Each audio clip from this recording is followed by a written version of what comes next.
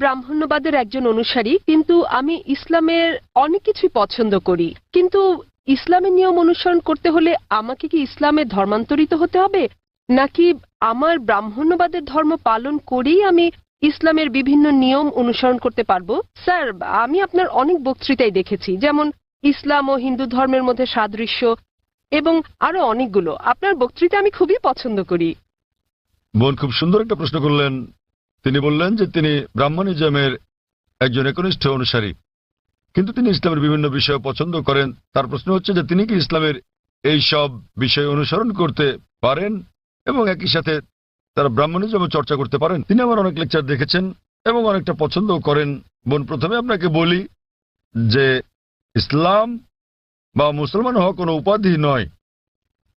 ইসলাম আবিধানিকভাবে বোঝায় শান্তি, যা পাওয়া যায় নিজেকে আল্লাহর কাছে সমর্পণ করে।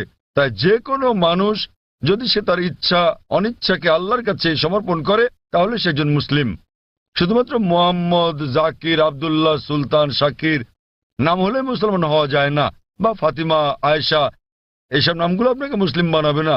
মুসলমান মানে যে তার ইচ্ছা অনিচ্ছাকে আল্লাহর কাছে সমর্পণ করে। তো প্রথমেই খুঁজে বের করতে হবে আপনাকে মহান আল্লাহর আদেশ কি,